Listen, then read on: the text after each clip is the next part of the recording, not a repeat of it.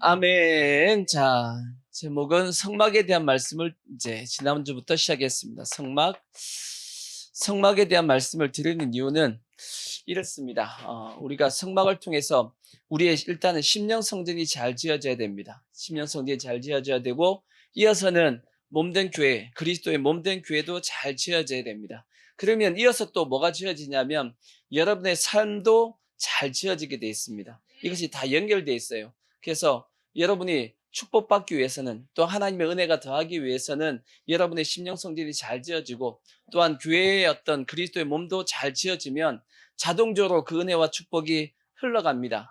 시편에 있는 말씀처럼 아론의 머리에 기름이 부어지며 이게 쫙 내려가듯이, 마치 그와 같이 하나님의 은혜가 여러분들의 삶 가운데 이어져 내려간다고. 그러니까 성막을 통해서 심령 성도도 잘 지어지고, 그 다음에 그리스도의 몸된 교회도 잘 지어지면서 이어서 여러분의 삶 가운데서도 하나님의 축복이 이렇게 흘러가라고 제가 이 말씀을 해야겠다라고 생각을 한 것이고, 자, 오늘은 이제 성막에 대한 울타리입니다. 성막 울타리인데, 울타리, 성막의 뜰이라고 됐어요. 성막 뜰인데, 요걸 말씀드리기 전에 하나 더 먼저 말씀드릴 게 있어. 그게 뭐냐면 성막의 재료입니다. 성막의 재료. 성막의 재료에 대한 말씀을 먼저 하나 드려야겠어. 이걸 기본적으로 알고 있어야지 이 성막에 대한 설명이 이제 되어지니까. 자, 출애굽기 25장 1절을 한번 보십시오. 지난주에 이제 본문 말씀이었는데, 자, 보세요. 여호와께서 모세에게 말씀하여 이르시되 이스라엘 자손에게 명령하여 내게 예물을 가져오라 하고 기쁜 마음으로 내는 자가 내게 바치는 모든 것을 너희는 받을지니라. 너희가 그들에게 받을 예물은 이러하니, 뭘 받으라 그러냐면 금, 은, 놋, 그다음 청색, 자색, 홍색 실, 가는 배실, 그다음 염소 털, 붉은 물들인 숫양의 가죽, 해달의 가죽, 그다음에 조각목, 그다음에 등류, 관유, 그다음에 분향할 향품, 그다음에 보석입니다. 호마노, 에봇, 흉패에 물릴 보석. 이것이 지금 현재 다 뭐냐면 성막에 들어가는 재료입니다. 근데 이 성막에 들어가는 재료는 다 무엇하고 다 관련이 있냐면 예수님의 사역하고 다 예수님하고 연결되어 있는 겁니다. 다 예수님의 어떤 사역과 예수님의 어떤 모습과 다 이렇게 예표적으로 연결되어 있기 때문에 이걸 기본적으로 우리가 알아야 된단 말이에요. 그래서 예수님의 사역은 크게 네 가지로 분류가 되어 있습니다. 예수님에 대해서 설명한 성경의 책이 뭐가 있죠? 예수님에 대한 설명한 책이, 예수님의 사역에 대해서, 예수님이 이 땅에 오셔서 사역한 책이 네 개가 있죠.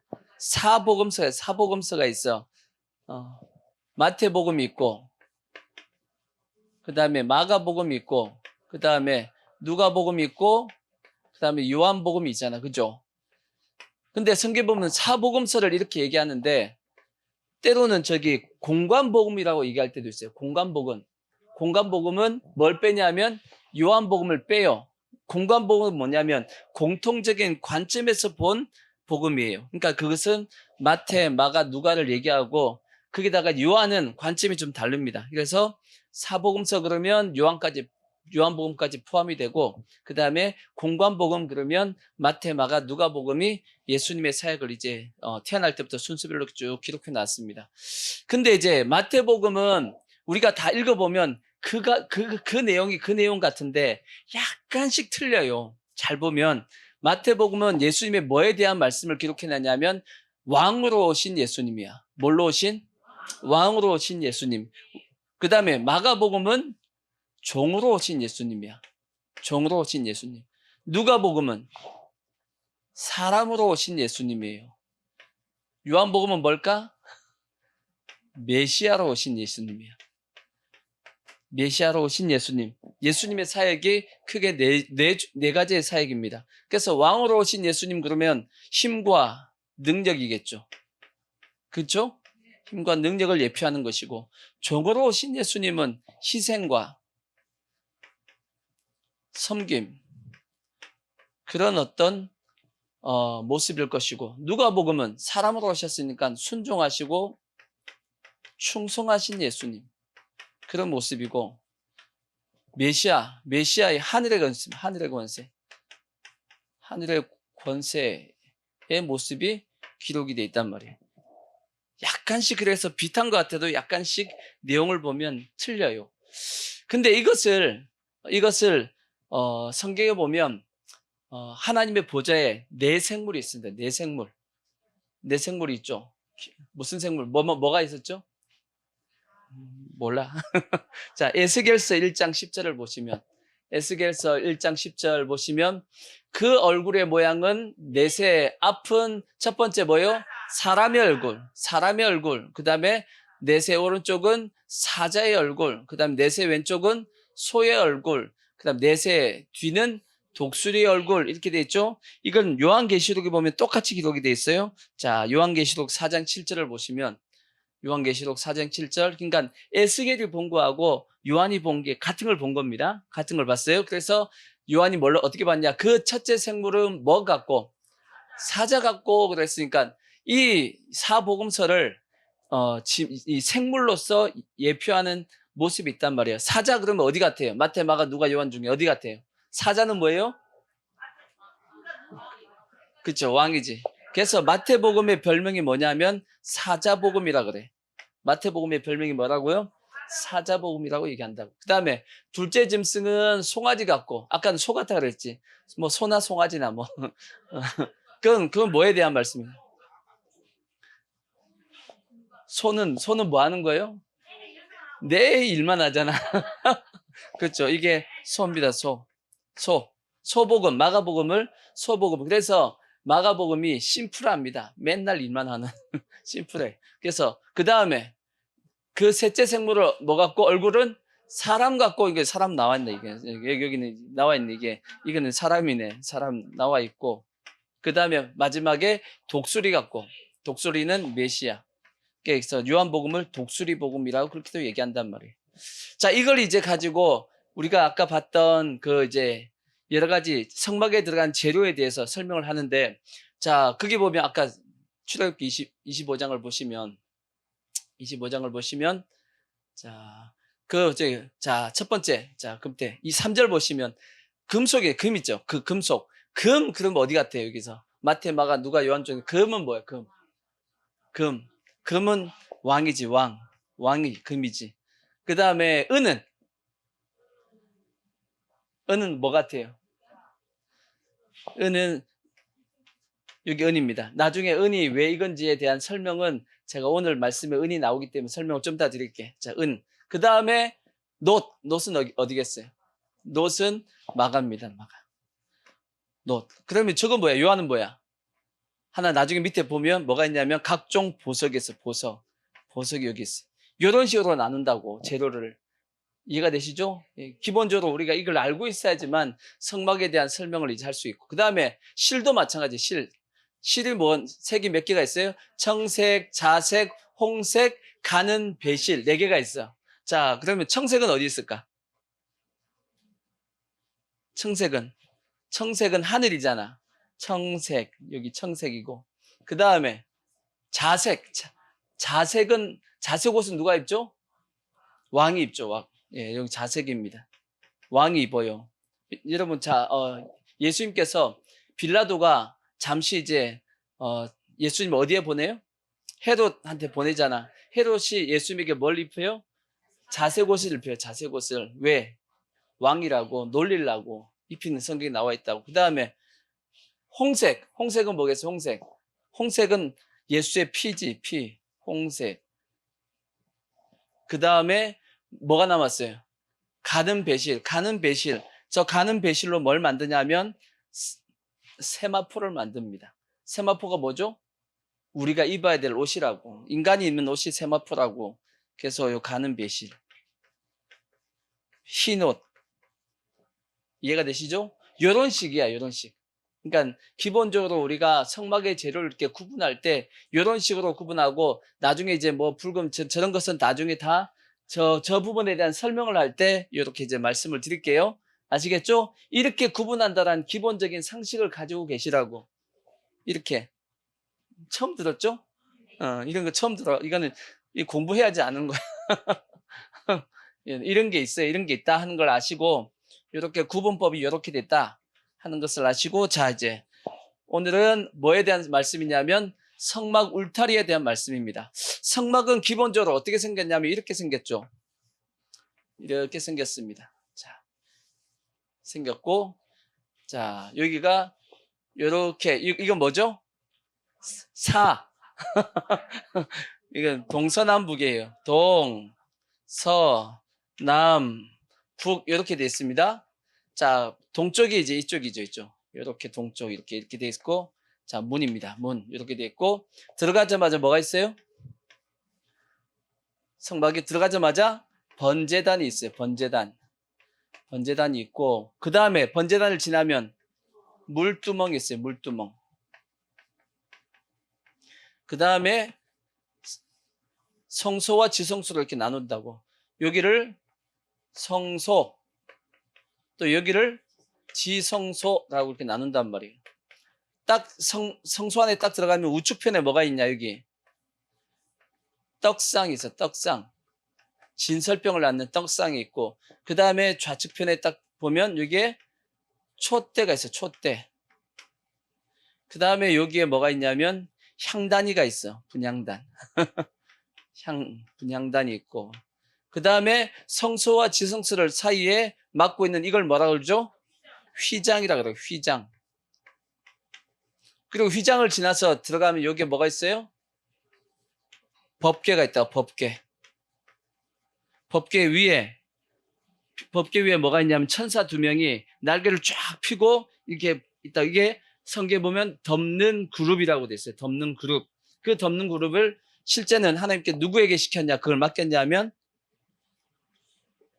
루시엘에게 맡겼단 말이에요. 근데 그게 이제 너무 하나님의 영광을 덮는 너무 지가 교만해가지고 결국은 타락하게 됐는데 그 천사 2명이 이렇게 했고 그 길을 뭐라고 얘기하냐면 시온좌라고 얘기합니다. 시온좌. 여기서 하나님께서 말씀하신다라고 돼 있어. 거기서 하나님을 만나는 곳입니다. 이해가 되시죠? 자, 일반적인 기본적인 이렇게 성막이 되어 있다는 걸 아시고 성막의 뜰, 성막의 울타리는 뭘 얘기하냐면 요겁니다. 요게 성막이죠. 그죠? 성막에 울타리가 이렇게 되어 있다는 거지. 그걸 이제 오늘 설명하겠다는 거예요. 오늘 요 성막의 맨 끝에 있는 성막의 울타리를 설명하는데 성경에 보면 요 부분을 물두멍과 번제단이 있는 곳을 뭐라 그러죠? 이걸 앞마당 그래. 앞마당. 무슨 마당? 앞마당. 요 밖을 바깥마당이라 그래. 바깥마당이라고 또 얘기합니다. 아시겠죠? 자, 이렇게 이제 기본적인 이게 세팅을 해놔야지 이제 설명을 하지. 자, 오늘 뭐에 대한 설명을 한다고요? 울타리에 대한 설명을 한다고. 자, 울타리는 그러면 어떻게 생겼냐? 자, 이렇게 생겼다라고 되어 있습니다. 자, 본문 말씀 가시면 본문 27장 9절을 보시면 자, 너는 성막의 뜰을 만들지니 이제 저걸 이제 글자를 이제 그림으로 바꿔봐야 돼. 아시겠죠? 그림 바꿀 거예요. 너는 성막의 뜰을 만들지니 남쪽을 향하여는 뭐예요? 너비가 몇 규빗? 100규빗. 여기서부터 여기까지가 규빗이 몇 규빗? 100규빗. 100규빗이면 얼마냐? 규빗이라는 뜻이 뭐냐면 요 팔꿈치에서 요 끝까지를 한 규빗이라고 얘기합니다. 이게 사람마다 틀려. 저처럼 팔이 좀 짧죠? 짧은 사람은 한 45cm. 이게 좀 긴 사람이 50cm입니다. 그래서 보통 45에서 50cm를 한 규빗이라고 얘기해요. 근데 계산하기 힘드니까 50cm라고 하자고. 그러니까 50cm니까 100규빗이면 몇 미터예요? 약 50m예요. 50m라고. 이해가 되시죠? 50m. 여기 전체가 그러니까 성막의 길이는 50m입니다. 자, 그걸 얘기한 거예요. 너비가 100규빗이요. 그 다음에 세마포에 휘장을 쳐서 여기다가 다 뭘 치라고요? 휘장이 쳐져 있어요. 이렇게 휘장이 쫙 쳐 있다고. 흰 세마포 휘장, 가는 배실로 만든 하얀 휘장이 쳐져 있다고. 휘장으로 다 덮여 있습니다. 자, 쳐서 그 한쪽을 당하게 할지니 그 기둥이 몇 개요? 근데 여기다 기둥이 색깔이 없네. 색깔 꺼내야겠네. 색깔을 꺼내. 분필을 꺼내서 색깔이 없어. 색깔이 없구나. 여기, 여기 기둥이 하나, 둘, 셋, 넷, 다섯, 여섯, 일곱, 여덟, 아홉, 열, 열하나, 열둘, 열세, 열네, 열일곱, 열여덟, 열아홉, 스물. 일단 20개 있다고 치고, 20개. 갈고. 근데 그 기둥에 받침이 있어. 여기 보면 기둥이 이렇게 생겼어요.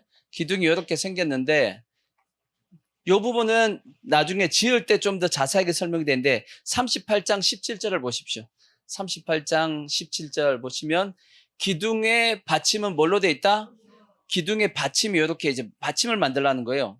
기둥에다가. 그렇죠. 우리도 뭐든지 보면 기둥이 그냥 안 서 있으니까 받침을 만드는데 이걸 뭘로 만들라고요? 이거 노수로 만들라는 거예요. 자, 노시오. 그 다음에 기둥의 갈고리와 가름대는 은이요라고 했는데 기둥에 뭐가 있어요? 머리싸기가 있어요. 머리싸개. 기둥에다가 뭘 싸라고? 갓을 하나 씌워 놓으라는 거예요. 이렇게 머리싸기를 머리 뒤집어 씌우라는 거예요. 머리싸기는 근데 이건 뭘로 만들라? 이건 은으로 만들라라고 돼 있어요. 은이며 근데 거기다가 뭐가 있어요? 갈고리와 가름대가 있대. 갈고리와 가름대는 그것도 뭘로 지어라? 은으로 만들라. 은. 그러니까 여기다가 어떻게 보면 뭘 만들라고 얘기했냐면 은으로 여기다 씌우든지 여기다 씌우든지 다 틀려요. 뭐 이게 여기다 씌워도 되고 갓에다가 갈고 이렇게 고리를 만들라는 거야. 이렇게 고리를 만들라는 거야. 예, 이해가 되시죠? 갈고리를 이렇게 갈고리를 만들라는 거지. 이해가 되시죠? 근데 갈고리를 만드는 이유는 뭐냐면 두 종류 때문입니다. 나중에 보면 여기 말뚝이 있어. 말뚝. 우리가 텐트 치면 말뚝이 있어야 되잖아. 그죠? 말뚝에다가 이렇게 줄을 쫙 여기다가 또 이렇게 이제 말뚝을 양쪽에다 받는다고. 바깥쪽에 하나, 안쪽에 하나. 이렇게 하기 위해서는 뭐가 있어야 돼요? 말뚝도 있고 말뚝도 나옵니다. 말뚝도 있고 그다음에 이 말뚝은 나중에 보면 다 노수로 만들려고 돼 있어요. 노수로. 이렇게 돼 있고 은이며 뜰의 모든 기둥은 기둥의 은 가름대. 가름대가 뭐냐면 막대기, 긴 막대기가 뭐냐면 가름대요. 가름대. 이거 뭐 하려고? 기둥과 기둥 사이를 다 연결하라는 거지. 왜? 기둥이 딱 묶여져 있게끔 이게 흔들리지 않게끔 줄로도 묶고 그다음에 가름대도 딱 이렇게 다 갈고리에 다 꽂아가지고 쫙 연결해 놓으면 이게 흔들리게 해서 안 흔들리겠어요. 바람이 불든지 뭐 하든지 흔들리지 않게끔 가름대를 만들라는 거야. 이건 가름대는 뭘로 만들라? 그냥 은으로 만들려고 그랬어. 은. 이해가 되시죠? 자, 다시 아까 이제 사실 37장 10절을 보시면 자, 기둥은 이렇게 생겼다라는 거예요. 자, 37장 10절. 그 기둥이 수물이며 그 받침은 노수로 하고 그 기둥의 갈고리와 가름대는 다 뭘로 만들고 은으로 할지며 그 북쪽에도 이제 아까 남쪽으로 이렇게 했는데 북쪽에도 몇 규빗? 100규빗 똑같죠? 포장을 취대 그 기둥이 몇 개며 여기도 20개 하고 그 기둥의 받침 스물이며 그렇죠? 기둥에는 받침이 똑같이 몇 개 있어요? 노시? 이것도 똑같이 20개 있어야 되죠. 받침 스물은 노수로 하고 또 노수로 하고 그 기둥의 갈고리와 가름대는 다 뭐로 할지며 다시 은으로 똑같은 말이고 그 다음에 뜰의 옆쪽이지 옆 이제 곧 서쪽에 서쪽 50규빗이니까 약 50규빗이니까 몇 미터? 약 25m. 그렇죠? 여기에 절반이라고 25m 정도로 하고 그 다음에 이것도 똑같이 포장을 치며 똑같이 이렇게 세마포 포장을 치라는 거예요. 치되 그 기둥이 몇 개고 여기는 기둥이 10개. 이게 10개 이렇게 하고 그 다음에 받침도 똑같이 10개고 그러니까 동쪽은 약간 틀립니다. 왜? 동쪽에 뭐가 있으니까 문이 있고 약간 틀려요. 동쪽을 향하여 뜰 동쪽의 너비도 이것도 50규빗이야. 될지며 문 이쪽을 위해서 문의 이쪽을 위해서는 몇 개? 5규빗. 15규빗. 여기 15규빗. 15규빗이니까 몇 미터예요? 5, 25. 15 곱하기 그 다음에 5, 25, 75. 그럼 얼마예요 그러면? 7.5m. 몇 메다? 7.5m. 그 다음에 이 포장을 이렇게 칠하는 거죠. 그 다음에 이쪽도 하죠. 또 기둥, 여기는 기둥이 몇 개요? 여기는 기둥이 3개. 여기는 기둥이 3개만 하라는 거야. 하나, 둘, 3개만 하라는 거지. 그리고 받침이 셋이고. 알겠죠? 그러니까 문 저쪽을 위하여도 포장이 몇 규빗? 여기도 15규빗 하고, 기둥이 몇이요? 하나, 둘, 3개 기둥을 하고, 받침도 똑같이 3개, 똑같이 만들라는 거예요. 하고, 문, 이건 이제 다음 주 문입니다. 문. 여기는 문을 위해는 청색, 자색, 홍색, 실과 가늘레꽃, 배실로 수놓아 몇 규빗? 여기는 20규빗. 그래서 20, 15, 15 합하면 몇? 50규빗 되잖아. 똑같이 50규빗. 그죠? 그 기둥이 몇 개요? 여기는 기둥이 또 4개. 또 총 합하는 게 몇 개가 돼? 10개가 되잖아. 그죠? 기둥이 4시요. 받침이 4시며 뜰 주위 모든 기둥의 가름대와 갈고리는 은이요. 그 받침은 노시며 뜰의 길이는 그래서 100규빗이요. 너비는 50규빗이요. 세마포 휘장. 요 세마포 휘장의 높이가 몇 규빗? 5규빗. 5규빗. 5규빗이니까 약 몇 메다? 2.5m. 2.5m니까 밖에서 안이 보여, 안 보여? 안 보입니다. 안 보인다는 얘기예요. 그 받침은 다 놓으시고, 그 다음에 성막에서 쓰는 모든 기구와 말뚝과 뜰의 포장 말뚝, 요 말뚝과 뜰의 포장의 말뚝은 다 뭘로? 노수로 할지다. 이렇게 돼 있다고. 자, 이렇게 이제 말을 글로서 바꿔놨어, 지금. 이해가 되시죠? 이제 읽으면 이해가 되겠지? 읽으면 이해가 될까? 이렇게 제가 나중에 이제 여기는 번제단도 이거 다 그림 다 그려드릴게요. 이렇게 읽으면서 그림을 그리면 어렵지 않아. 어렵지 않아요. 어렵지 않은데 이걸 그냥 하다 보면 또 어렵게 처음에는 그냥 어렵지만 막상 그려보면 아 이게 그 뜻이구나 하고 이제 알 수 있으니까 그렇게 보시면 됩니다. 아시겠죠? 그래서 나중에 여러분들도 이제 혼자 이제 성경을 보면서 한번 성막을 이렇게 그려보시면 그것도 나름 재밌습니다. 한 번은 이게 무슨 뜻인지 알고 지나가야 될 거 아니야. 그죠? 성경 읽는데도 이 부분 그냥 확 다 넘어가 버리잖아, 우리가.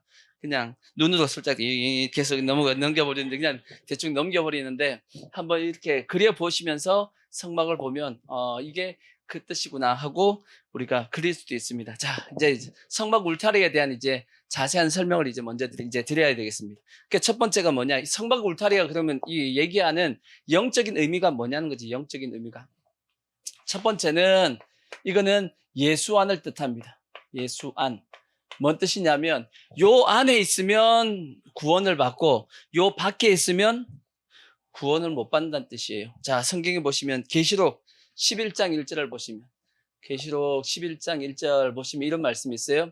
또 내게 지팡이 같은 갈대. 옛날에는 이 갈대가 뭐냐면 자입니다. 자. 우리 지금 얘기한 줄자. 그게 갈대란 말이에요. 갈대. 갈대를 주며 말하기를 일어나서 하나님의 성전과 제단과 그 안에서 경배하는 자들을 뭐하되 측량을 하렵니다. 측량을 하되 성전 바깥마당, 그러니까 바깥마당 여기죠.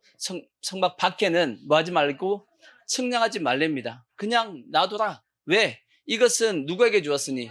이방인에게 주었은즉 그들이 거룩한 성을 42달 동안 질밟을 것이다. 이건 이제 7년 환란에 대한 말씀이지만 어디는 놔두라는 거예요.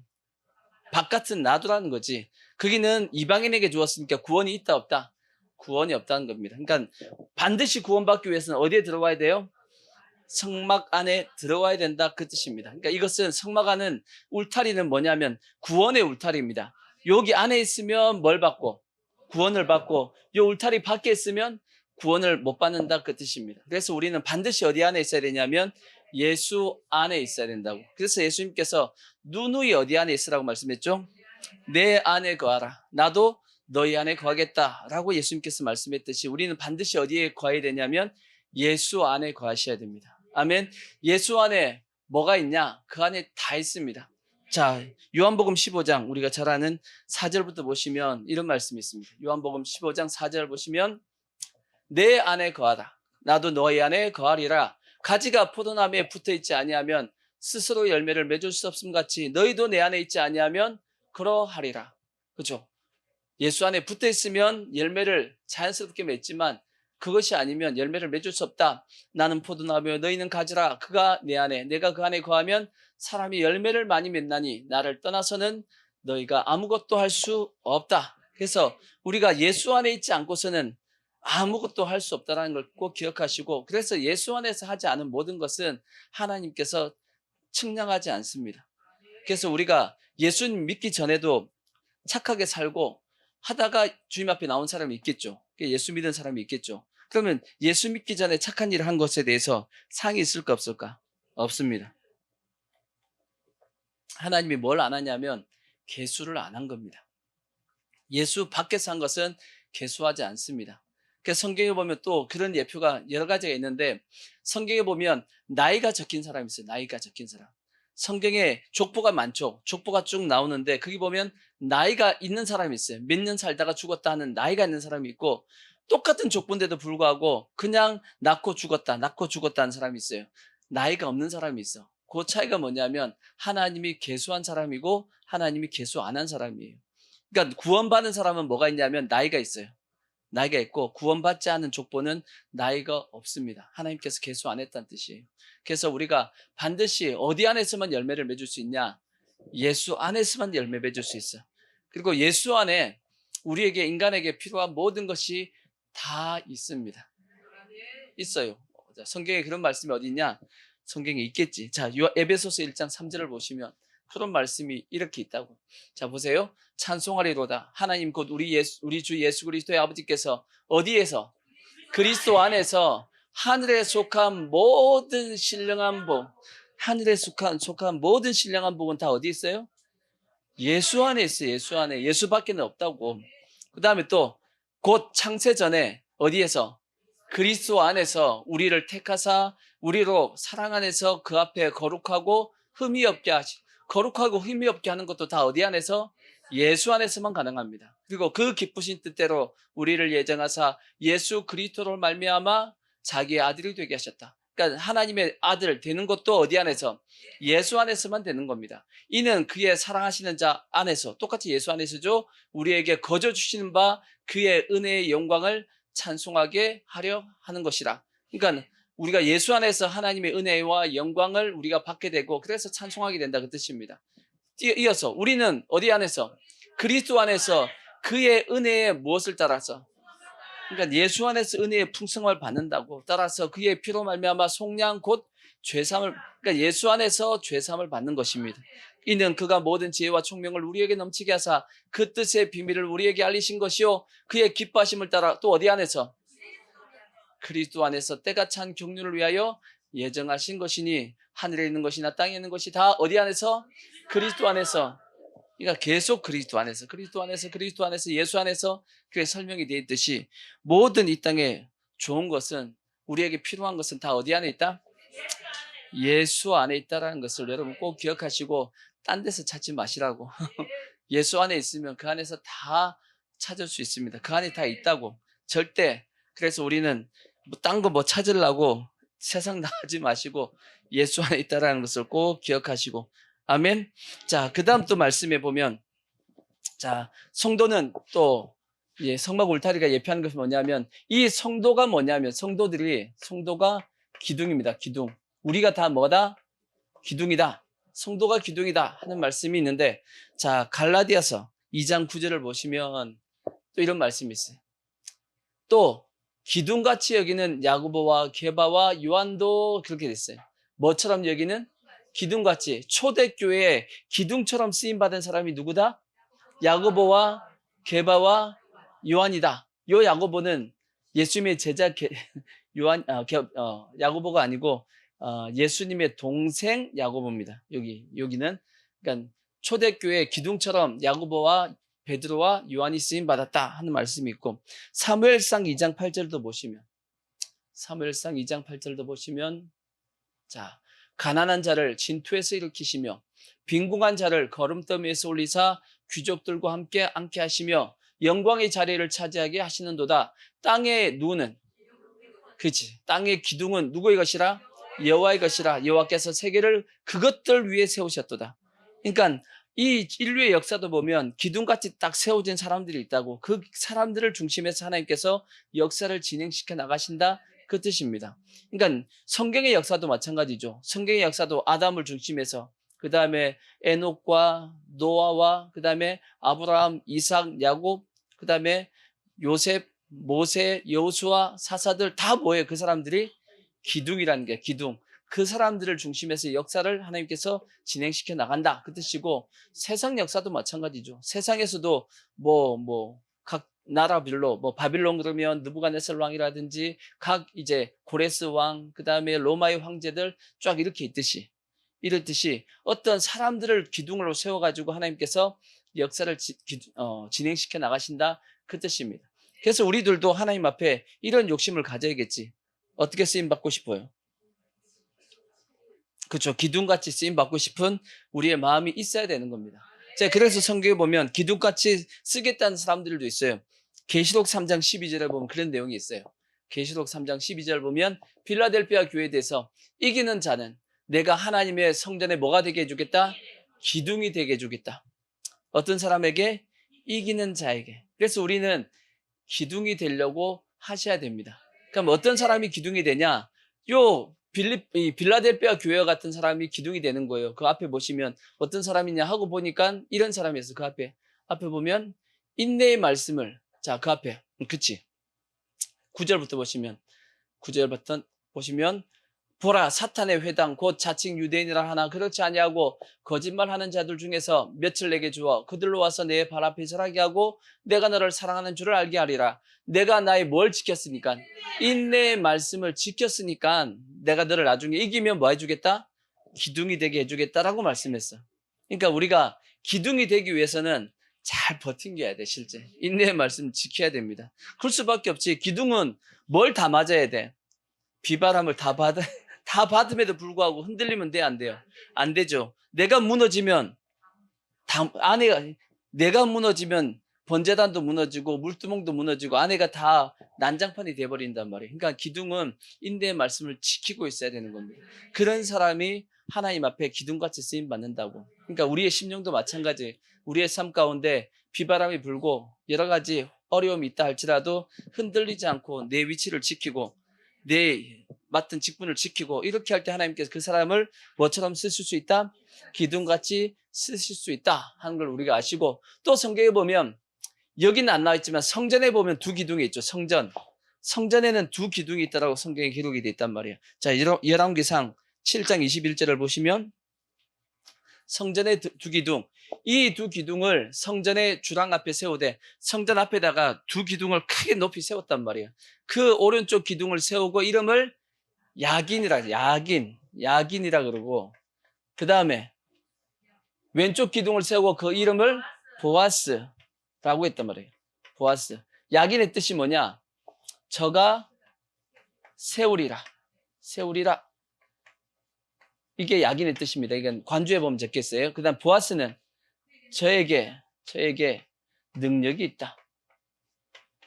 그 뜻입니다. 그러니까 이 말씀은 뭔 뜻이냐? 하나님이 뭐 하신다? 세우신다. 하나님의 집은 하나님이 세우신다. 우리의 심령도 누가 세우시냐? 하나님이 세우신다. 그 뜻이고, 또한 누구에게 능력이 있다? 그분에게 능력이 있다 하는 두 기둥 위에 우리의 뭐가 세워지냐면 성막이 세워진다, 그 뜻이거든. 근데 이것은 이걸로 끝나는 것이 아니고 동일하게 그와 같이 하나님이 세우시기 때문에, 하나님은 누굴 통해 세워요? 사람을 통해 세운단 말이에요. 그러니까 나는 어떤 마음을 가져야겠어요? 하나님 안에서 내가 세울 수 있다라는 믿음을 가져야지. 하나님이 나를 쓰신다라면 나를 통해서 뭐 하겠다는 뜻이에요? 하나님이 세우시는데 하나님은 누굴 통해서? 사람을 통해서 일한다고. 제가 지난주에 말씀했잖아. 하나님은 이 성막을 세울 때도 누굴 통해 세우셨다? 사람을 통해 세운다고. 그러니까 사람을 쓰시는 겁니다. 그 사람이 누가 돼야 된다는 얘기예요. 그러니까 내가 돼야 된다. 그러니까 내가 어떤 마음을 가져야 되냐면 내가 세워보겠다. 하나님께서 해볼래? 그러면 어떻게 해야 돼요? 아멘 하고 제가 해보겠습니다. 이 사람을 하나님이 쓰신다, 그 뜻이에요. 능력은 하나님께 있지. 근데 그 능력이 하나님에게 있는 능력이 하나님에게만 있냐? 나에게도 하나님께서 그 능력을 주신다고 했어요, 안 했어요? 했다고. 얼만큼 능력을 주시냐? 자, 요한복음 14장 12절 보시면 예수님께서 이런 말씀도 하셨다고. 14장 12절 보면 내가 진실로 진실로 너에게 이르노니 나를 믿는 자는 내가 하는 일을 누구도 그도 할 것이고 또한 그보다 큰 일도 하리니 이는 내가 아버지께로 갑니다. 그러니까 예수님만 능력을 행하시는 것이 아니고 예수님이 쓰시는 사람도 동일한 주님의 능력이 그 사람을 통해서도 나타난다는 뜻입니다. 그러니까 우리가 어떤 자세가 중요하면 나도 할 수 있다라는 거지. 주님이 말씀하시면. 그래서 성경에 보시면 이스라엘 백성의 가장 위대한 왕국이 다윗의 왕국이었잖아요. 다윗의 왕국. 그죠? 다윗의 왕국을 이루었던 사람들을 한번 보십시오. 위대하고 대단한 사람이 다윗의 왕국을 이루었나? 아니거든. 성경에 보면 그 사람들이 어떤 사람이었냐고 이제 기록이 되어 있어요. 사무엘상 22장 1절을 보시면 다윗의 왕국을 이루었던 사람들의 특징 이렇게 나와 있습니다. 그러므로 다윗이 그곳을 떠나 아둘람 굴로 도망하며 그의 형제와 아버지의 온집이 듣고 그리로 내려가서 그에게 이를 얻고 누구예요? 환난 당한 모든 자, 그 다음에 빚진 모든 자, 그 다음에 마음이 원통한 자가 다 그에게로 모였습니다. 그러니까 다윗이 사울 왕이 죽이려고 그러니까 도망을 갔단 말이에요. 도망을 갔더니 그 얘기를 듣고 사람들이 다윗에게로 막 몰려들었다고. 몰려들었는데 그 사람들이 누군가 하고 봤더니 환난을 당한 모든 자입니다. 그 다음에 빚진 자, 신용불량자들입니다. 그 다음에 마음이 원통한 자가 다 어디에 모였어요? 다윗에게로 모였는데 결국 이 사람이 나중에 다 누가 되냐면 다윗의 위대한 용사들이 됩니다. 성경에 보면 다윗의 용사들이 나오죠. 2번이나 기록이 돼 있어. 그 기록된 사람들을 다 누구냐면 이런 사람들이었단 말이에요. 그러니까 이런 사람임에도 불구하고 하나님이 뭐 하시니까 쓰시니까 위대한 다윗의 왕국을 이룰 수 있었던 겁니다. 아멘. 그럼 신약도 마찬가지죠. 동일하게 신약도 비슷한 말씀이 있어요. 자, 고린도전서 1장 26절을 보시면 자, 형제들아 너희를 부르심을 보라. 사도 바울이 고린도 교회에다 얘기했습니다. 너희의 부르심을 보라. 뭔 뜻이냐면 너희 자신을 한번 돌아봐라 그 뜻입니다. 누가 하나님 앞에 부름을 받았냐 하고 돌아봐라 하고 봤더니 육체를 따라서 지혜로운 자가 많지 아니하며, 지혜로운 자가 많지 않다는 뜻은 다 학벌이 좋다 나쁘다 별로 안 좋다 그 뜻입니다. 그 다음에 능한 자, 능력이 있는 자가 많지 아니하고 문벌 좋은 자, 그러니까 집안이 좋은 자도 많지 아니하고, 그렇지만 그러나 하나님께서 세상에 미련한 것들을 택하사 지혜 있는 자들을 어떻게 했어요? 부끄럽게 하려 하시고 세상에 약한 자들을 택하사 강한 것들을 부끄럽게 하시고 하나님께 세상에 천한 것들과 멸시받는 것들과 없는 것들을 택해서 있는 것들을 폐하려 하시나니. 그렇죠? 하나님께서 능력 있고 실력 있는 사람을 하나님께 쓰신 것이 아니고 진짜 능력도 없고 볼품도 없는 사람이었지만 하나님이 뭐 하시니까 쓰시니까 위대하게 쓰임받게 되었다. 오히려 강한 자와 지혜로운 자와 능력 있는 자를 부끄럽게 만들었다라고 말씀하고 있는 겁니다. 그러니까 우리가 다 하나님 앞에 기둥같이 쓰임받으면 하나님께 쓰신다고 했을 때 마치 이와 같은 자세를 가지고 주님께서 내가 누굴 쓸고 그러면 이사야처럼 내가 누굴 보낼고 했더니 이사야가 뭐라 그랬어요? 주님 내가 여기 있나이다. 나를 보내소서 했던 것처럼 우리가 그러한 자세를 가지고 하나님 앞에 나아가면 하나님이 그 사람을 뭐 하시냐면 쓰신다 그 뜻입니다. 하나님 저는 못해요 그러면 계속 못합니다. 못해요 하면 계속 못한다고. 그게 결국은 믿음인 겁니다. 성경에 보면 12정탐꾼을 보냈을 때 10정탐꾼과 2정탐꾼의 차이가 뭐였어요? 10정탐꾼은 뭐라고 보고했어요? 도저히 우리는 하나님께서 저 땅 준다 그래도 못 들어갑니다. 왜요? 그것은 산성이고 산 위에다가 높은 성이 또 쌓아놨고 거기는 또 누가 살고 안악자손처럼 거인 같은 사람들이 살고 도저히 우리는 싸우면 안 됩니다. 그들이 우리를 볼 때 우리는 뭐처럼 보일 것이다? 메뚜기처럼 보일 겁니다. 이렇게 얘기했더니 하나님께서 맞다. 너가 정확하게 봤다. 못 들어간다. 이렇게 말씀하신 것이 아니잖아. 근데 여호수아와 갈렙은 어떻게 얘기했어요? 하나님이 우리와 함께 하시면, 그렇죠? 하나님이 우리와 함께 하시면 그들은 우리의 뭐다? 밥이다. 아멘. 이렇게 고백했더니 하나님께서 여호수아와 갈렙을 쓰셨단 말이에요. 마찬가지입니다. 하나님이 누굴 쓰시냐? 못해요 그러면 못합니다. 하나님이 쓰실 수가 없어. 이사의 이 말씀처럼 내가 누굴 보내지? 그러면 주님, 내가 여기 있습니다. 나를 보내주십시오 하고 하나님 앞에 쓰임받기를 원하는 마음. 아멘. 나를 써달라고 하나님 앞에 나서는 이 사람에게 하나님께서 그 사람에게 그 사람을 쓰신단 말이에요. 그러니까 우리가 절대 하나님의 일에 대해서는 뭐 하시면 안 되냐면 못해요 하고 빼시면 안 돼. 하나님께서 내 마음 가운데 이런 일을 하기를 원한다 하시면 그 마음을 붙잡고 당장 나 자신을 보기에는 능력이 없는 것 같지. 그죠? 누가 자기 스스로가 능력이 있다고 누가 생각하겠어. 다 부족하고 연약하고 안 될 것 같지. 근데 누가 함께 하시면 하나님이 함께 하셨고 제일 중요한 거 하나님이 명령하셨으면 그러면 하는 거지 뭐. 저도 예전에 제가 자주 고백했던 말씀이 있습니다. 그게 뭐냐면 내가 내게 명한 것이 아니냐. 제가 찬송인들을 이제 서울에서 오래 했는데 강대상에 올라갈 때마다 기도한 딱 붙잡고 그 말씀 붙잡고 기도한 게 그거예요.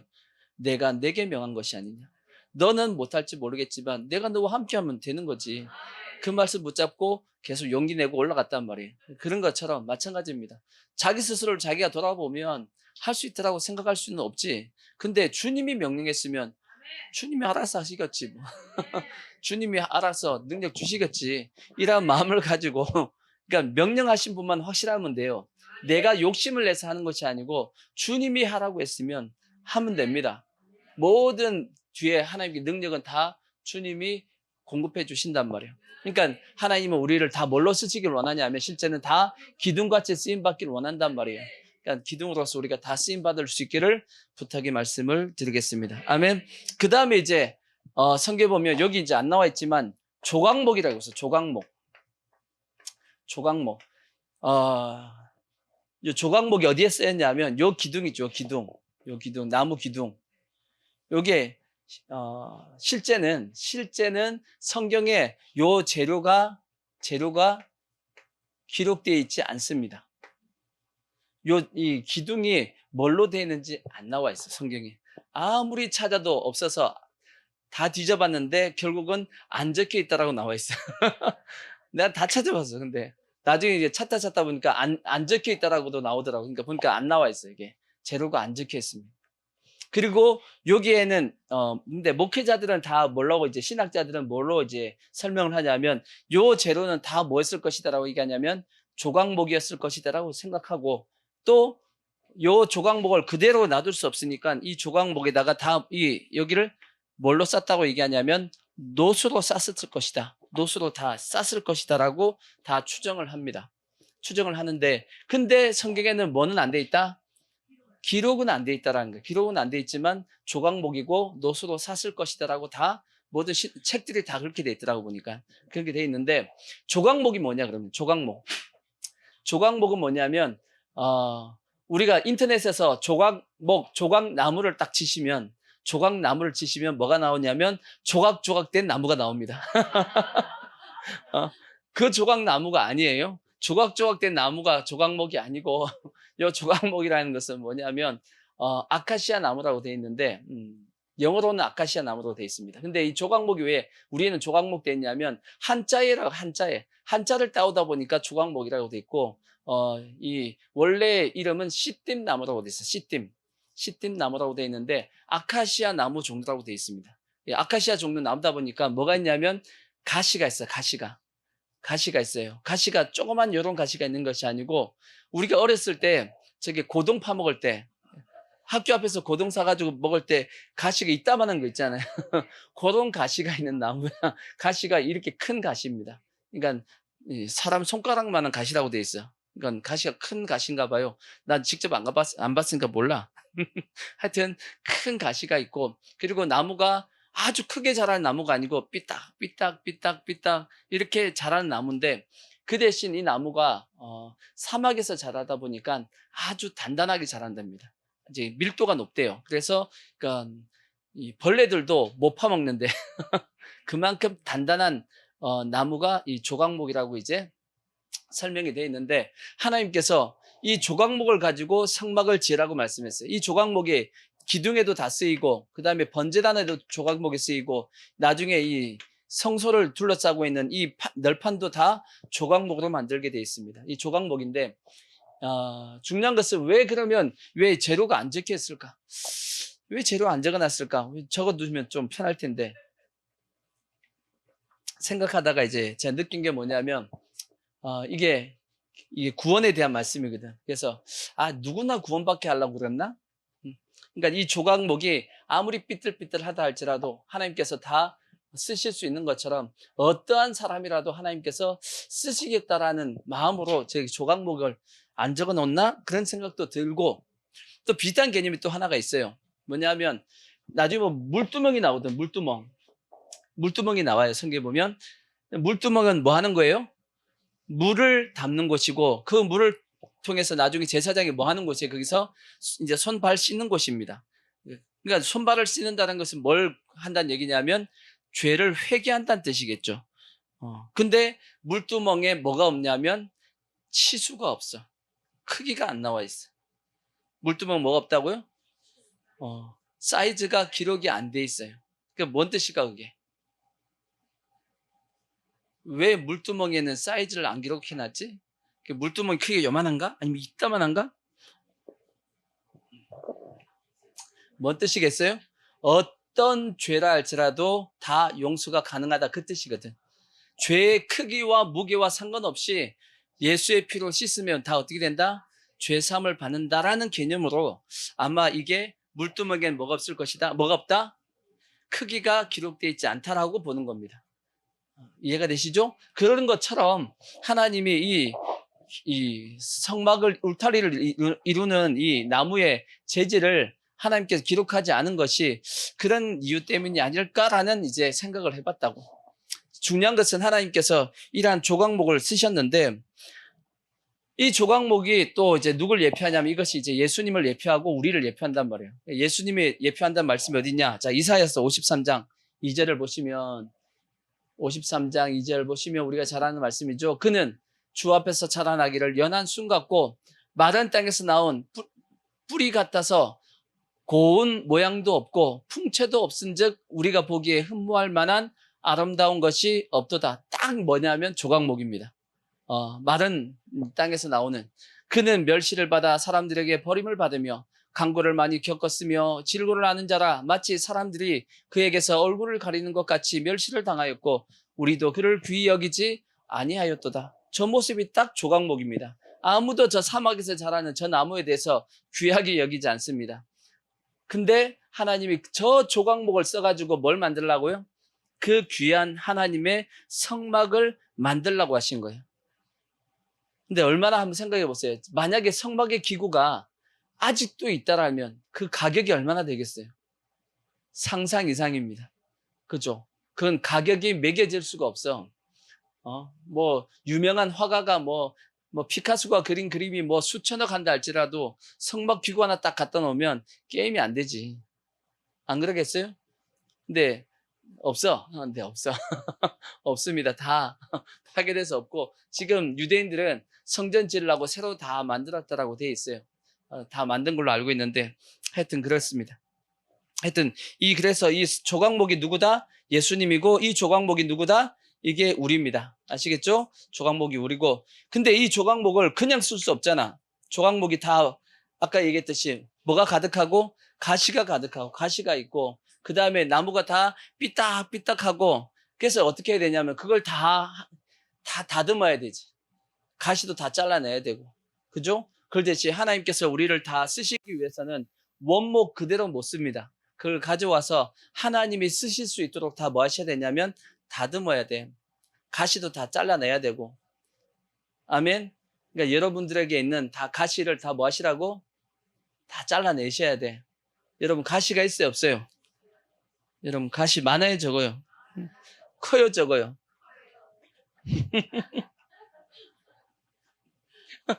뭔 가시를 그렇게 많이 달고 다녀? 빨리 잘라내야지. 가시가 있으니까 옆에 사람 푹푹 찔러 다니고 아프게 하고 하니까 가시 빨리 자르시고 큰 가시 빨리 잘라내시고 그 다음에 작은 가시도 잘라내시고 잘 다듬으셔야 돼. 옆 사람들에게 상처를 주지 않기 위해서 우리가 그렇게 잘 다듬으시기를 바라고.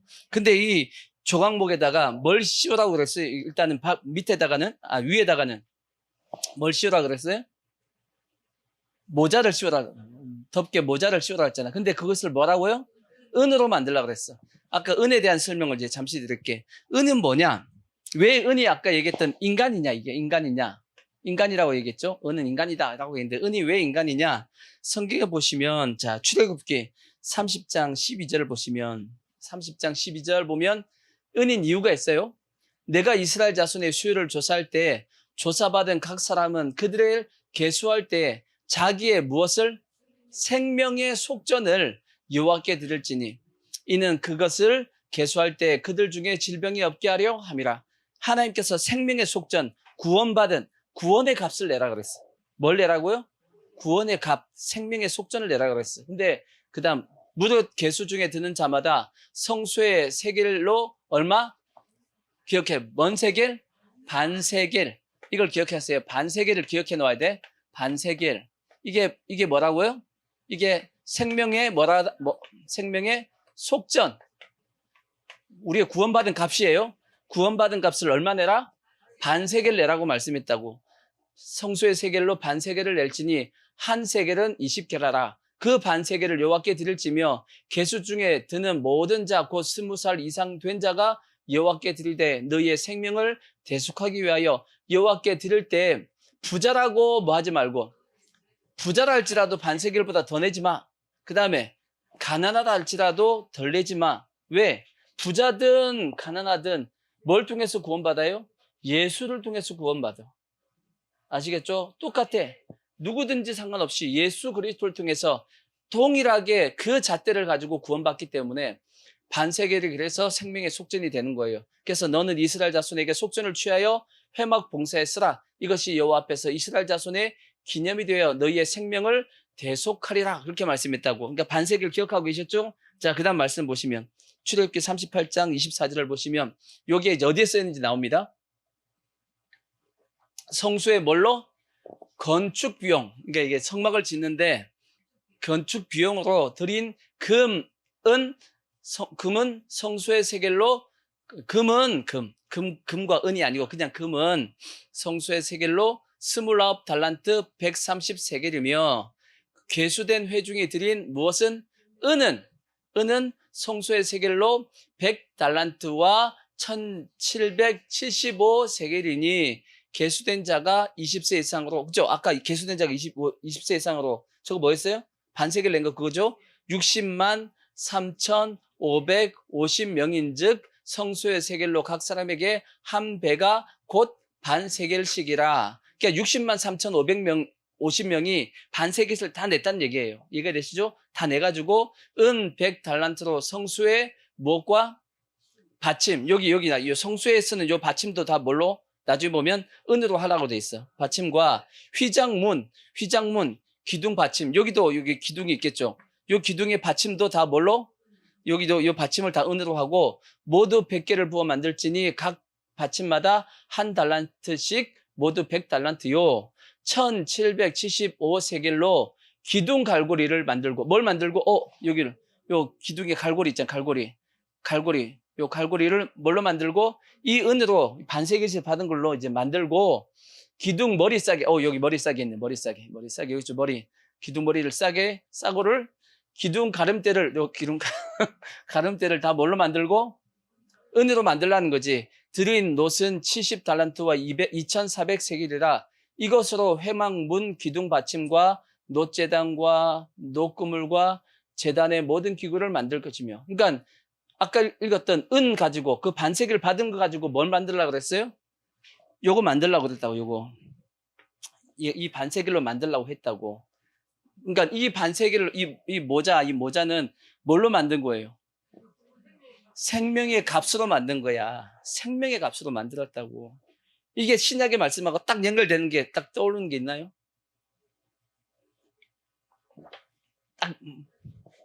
딱 떠오르는 게 없어? 요거 꼭 뭐 같아요, 이게? 머리에 쓰는 거 아니야? 안 떠오르네. 구원의 투구. 딱 안 떠올라요. 구원의 투구. 집어 쓰는 거, 어디에 쓰는 거. 구원의 투구를 뭘로 쓰는 거예요? 은으로 만든 거야. 우리가 구원의 투구를 쓴다고. 아시겠죠? 그러니까 구원의 값으로 뭘 만들려고 그랬냐면 모자를 만들려고 그랬어요. 기둥의 모자를 이렇게 만들려고. 그래서 은인데, 또 은이 또 왜 중요하냐면, 사람을 매길 때는, 사람의 가치를 매길 때는 다 뭘로 매겼냐면 은으로 매겼어요. 그래서 요셉도 은 얼마? 은 몇 냥? 은 몇 개? 요셉은 은 20개. 예수님은 은 30개. 왜 요셉은 싸고 예수님은 비싸지? 이유가 뭐죠? 예수님이 좀 비싸네? 물가가 올랐나?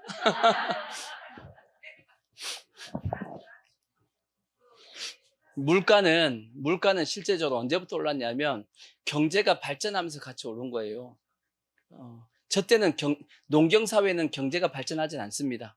농경사회 자체가 어차피 계속 이제 나오는 양이 똑같기 때문에 물가가 오를 일이 없어요. 그러니까 계속 수천 년 동안 어떻게 보면 물가는 계속 비타기를 가는 겁니다. 근데 언제부터 급격하게 이제 물가가 이제 확 올라가냐면 경제가 성장하면서 따라 물가도 같이 올라갑니다. 그래서 지금 물가가 우리나라 1950년도보다 지금 물가가 엄청 올랐다고 얘기하죠. 몇백 배 올랐던 것은 그만큼 경제도 같이 올라갔기 때문이에요. 근데 옛날에는 물가가 안 올랐어. 그래서 요셉 당시는 물가가 얼마냐? 한 사람이 은 20이었는데 실제는 은 30이에요. 왜 근데 요셉은 은 20이냐? 소년이야. 소년하고 예수님은 33살이요. 장성한 사람이요. 값이 그래 틀린 겁니다. 그러니까 아이였기 때문에, 젊었기 때문에 은값이 20이었고 예수님은 장성한 장년이었기 때문에 은 30인 거예요. 이해가 되시죠? 그래서 네, 중요한 것은, 그래서 인간의 값을 뭘로 따졌다고? 은으로 따졌다고. 그래서 은이 약간 인간이 되는 겁니다. 이해가 되시죠? 좀 이런 내용은 어려운 내용이지만 그렇게 연결되어 있다는 것만 알고 계십시오. 하여튼 중요한 것은 그렇다라는 것. 그래서 은으로 이게 모자를 만들었고, 그 다음에 또 밑에 이거 받침은 뭘로 만들라? 받침은 놋으로 만들었다 했어요. 받침. 놋은 아까 얘기했듯이 희생과 그 다음에 십자가, 어떻게 보면 십자가와 심판, 이런 것을 다, 실제는 놋은 그래서 뭐하고 다 연결되어 있냐면 이거 죄사함하고 많이 연결되어 있어요. 죄사함하고 많이 연결되어 있고, 놋은, 그래서 놋이 어디에 쓰였냐면 여기 기둥에 받침에 다 쓰여있죠. 그래서 성경에 이런 말씀도 있어요. 자, 디모데전서 3장 15절 보시면, 자, 만일 내가 지체하면 너로 하여금 하나님의 집에서 어떻게 행해야 할지를 알게 하리니 이 집은 살아계신 하나님의 교회요 진리의 기둥과 터라. 그렇게 말씀했어요. 진리의 기둥과 터라. 그렇게 말씀했는데, 이 놋은 어디에 쓰였냐면 번제단에 쓰였고, 번제단에 놋이 쓰입니다. 그 다음에 어디에 쓰이냐면 물두멍에 쓰였어요. 번제단과 물두멍이 둘 다 공통적으로 뭐 하죠? 죄사함이에요. 죄사함. 그래서 이걸 보통 십자가로 예표한다고. 그래서 놋은 십자가를 예표해요. 그래서 우리가 신앙이 어디에 딱 기준에 서 있어야 되냐? 진리의 기둥에, 터 위에 딱 서 있어야 되는데, 그게 이제 십자가에 서 있어야 된다고. 십자가가 밑에 딱 깔려 있어야 돼. 우리의 신앙은. 아시겠죠? 그런 뜻입니다. 놋이. 네. 그래서 우리의 신앙도 이 진리의 터 위에, 십자가 위에 정확하게 딱 서 있어야지만 흔들림 없이 우리가 그 받침으로서의 사역을 감당할 수 있는 것이고, 그래서 이 예수님께서 이 요한복음 3장 14절에 보면 이런 사건이 하나 있었죠. 자, 예수님께서 이런 말씀 하신 적이 있어요. 모세가 광야에서 뭘 든 것처럼? 뱀을 든 것처럼 인자도 들려야 하리니. 저 말씀은 광야에서 모세가 뱀을 언제 들었어요? 뱀을 언제 들었죠? 이스라엘 백성들이 이제 광야 가운데 길을 가다가 모세가 뭐라고 얘기했냐면, 돌자. 저기 에돔 족속이 지금 길을 막아서 도저히 못 가게 한다. 좀 지나가자 그렇게 얘기하는데 가지 말라 그러니까 모세가 안 되겠다 싶어가지고 돌아가자 하고 길을 돌렸단 말이에요. 오던 길을 돌려갔다고. 그랬더니 이스라엘 백성들이 막 모세한테 어떻게 해요? 짜증을 내는 거야. 불평불만하고 왜 돌아가냐고. 왜 왔던 길을 다시 가냐고. 이스라엘 백성들이 화를 낸 겁니다. 여러분 같으면 화냈을까 안 냈을까? 팍팍 냈겠지 뭐. 왜 돌아가냐고 팍팍 냈겠지. 근데 그랬더니 하나님께서 뭘 보내가지고 불뱀을 보내가지고 막 물어서 사람 막 죽었단 말이에요. 그러니까 모세가 하나님 앞에 또 사람들 죽어가니까 또 살려달라고 기도해야 될 거 아니야. 막 살려달라고 그랬더니 하나님께서 뭐라고 말씀하냐면 장대 끝에다가 노뱀을 달아가지고 그걸 많은 자마다 쳐다보는 자마다 살 것이다 하고 장대 높이다가 노뱀을 만들려고 했단 말이에요. 그래서 이제 모세가 만들어가지고 다니면서 쳐다보라고 막 했더니 쳐다본 사람은 다 나았고 안 쳐다본 사람은 죽었단 말이에요. 이해가 되시죠? 그 내용에 그게 노뱀이라고 노뱀. 그러니까 그 노뱀에 달렸던 그 예표가 곧 뭐예요? 그게 노뱀이 예수님의 십자가라고. 그걸 예표한다라고 예수님께서 직접 말씀했잖아. 광야에서 모세가 뱀을 든 것처럼 나도 들려야 된다. 그게 십자가잖아, 십자가. 그래서 이 놋은 뭘 예표하냐면 십자가를 예표한다고. 죄사함을 예표한다고. 이해가 되시죠? 이렇게 해석하는 게 성막이야. 그래서 좀 어려워. 어렵지만 저게 그런 내용이구나 하는 것을 아시고, 자, 근데 중요한 것은 이 놋은 특징이 하나가 있죠. 뭐냐면 가만히 놔두면 뭐하냐면 빨리 녹슨다는 특징이 있어요.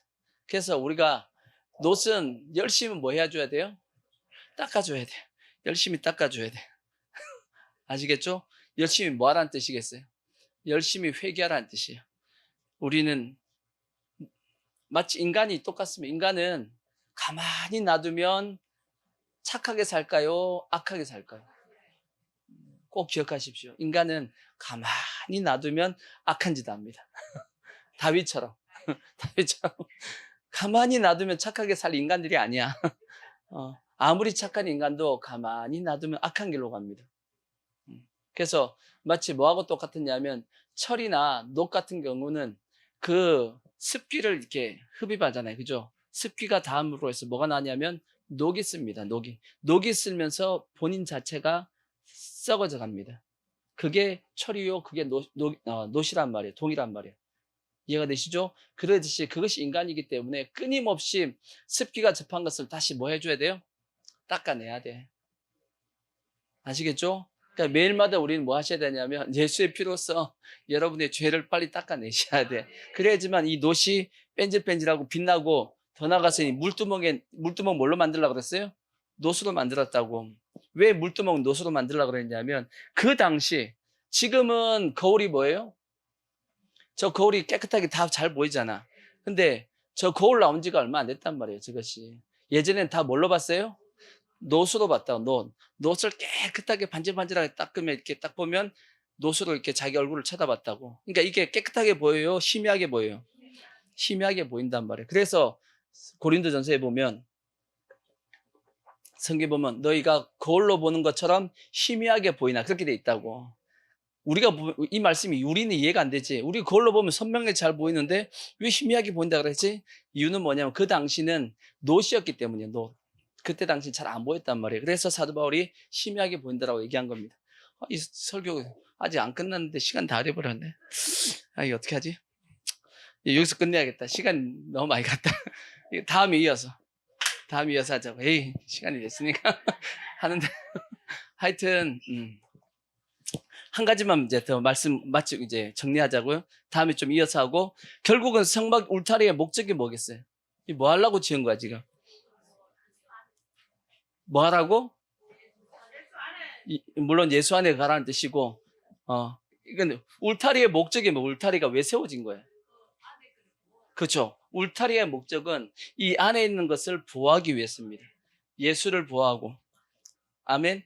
그리고 우리의 영적인 심령을 보호하고 아멘. 그래서 이걸 잘 보호하라고 기둥을 세우는 겁니다. 그래서 비바람이 친다 할지라도 뭐하고 인내하고 우리가 견뎌내야 되고 그럴 때 우리의 심령이 튼튼하게 이 안에 있는 심령들이 튼튼하게 세워진단 말이에요. 그래서 우리 모든 성도들은 이 울타리의 사명을 잘 감당해서 하나님 앞에 귀하게 기둥같이 쓰임받을 수 있기를 부탁의 말씀을 드리겠습니다.